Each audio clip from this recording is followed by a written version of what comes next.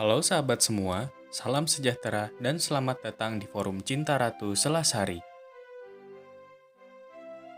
Arah yang hendak dituju forum ini hanya sebagai pelengkap pemahaman awal tentang hukum dan sosial. Semoga bermanfaat.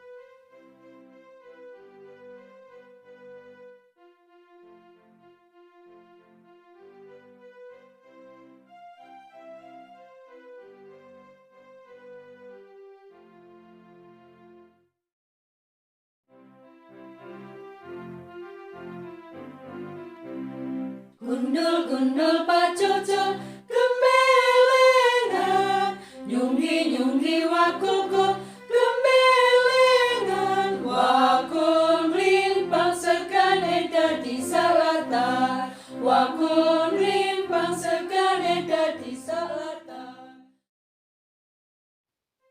Sahabat semua, mari kita perhatikan beberapa langkah sebagai berikut. Latar belakang penerbitan. A. Hak asasi manusia merupakan hak dasar yang secara kodrati melekat pada diri manusia, bersifat universal dan langgeng, oleh karena itu harus dilindungi, dihormati, dipertahankan, dan tidak boleh diabaikan, dikurangi, atau dirampas oleh siapapun. B. Manusia mempunyai kewajiban dasar antara manusia yang satu terhadap yang lain dan terhadap masyarakat secara keseluruhan dalam kehidupan bermasyarakat, berbangsa, dan bernegara. C. Bangsa Indonesia sebagai anggota Perserikatan Bangsa-Bangsa mengemban tanggung jawab moral dan hukum untuk menjunjung tinggi dan melaksanakan Deklarasi Universal tentang Hak Asasi Manusia yang ditetapkan oleh Perserikatan Bangsa-Bangsa, serta berbagai instrumen yang telah diterima oleh negara Republik Indonesia. D. Mengingat Pasal 5 Ayat 1, Pasal 20 Ayat 1, Pasal 26, Pasal 27, Pasal 28, Pasal 29, Pasal 30, Pasal 31, Pasal 32, Pasal 33 Ayat 1 dan Ayat 3, Pasal 34 Undang-Undang Dasar Negara Republik Indonesia tahun 1945. E. Mengingat ketetapan Majelis Permusyawaratan Rakyat Republik Indonesia Nomor 17 MPR 1998 tentang Hak Asasi Manusia. Beberapa pengertian. A.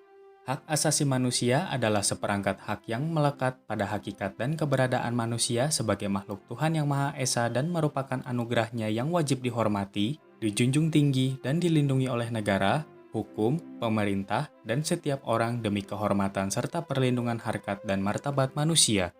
B. Kewajiban dasar manusia adalah seperangkat kewajiban yang apabila tidak dilaksanakan, tidak memungkinkan terlaksana dan tegaknya hak asasi manusia. C.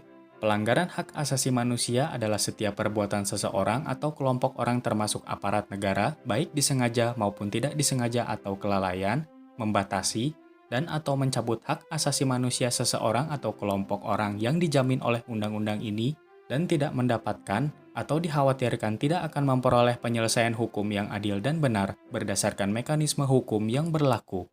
D. Komisi Nasional Hak Asasi Manusia yang selanjutnya disebut Komnas HAM adalah lembaga mandiri yang kedudukannya setingkat dengan lembaga negara lainnya yang berfungsi melaksanakan pengkajian, penelitian, penyuluhan, pemantauan, dan mediasi hak asasi manusia. Penggunaan asas. Undang-undang ini diantaranya menggunakan asas martabat kemanusiaan, kesejahteraan, kebahagiaan, kecerdasan, keadilan, kepastian hukum, persaudaraan, pengakuan, jaminan, perlindungan, perlakuan hukum yang adil, kebebasan dasar manusia, dan non-diskriminasi. Sahabat semua, catatan latar belakang penerbitan, beberapa pengertian, dan penggunaan asas adalah petunjuk penting adanya pertanggungjawaban ilmiah dan dasar moralitas atas keberadaan undang-undang. Refleksi kritis terhadap validitas undang-undang ini harus terus-menerus dilakukan, sebab sebagai hukum positif yang sengaja diciptakan oleh otoritas negara, selalu terkandung tuntutan mewujudkan keadilan sebagai tujuan akhir masyarakat.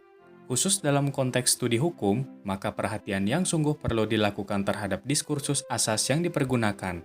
Keberadaan asas sebagai entitas kajian filsafat hukum menjadi urgen dan relevan, mengingat filsafat hukum merupakan induk dari semua refleksi teoritis tentang hukum yang selalu mempertanyakan hakikat hukum.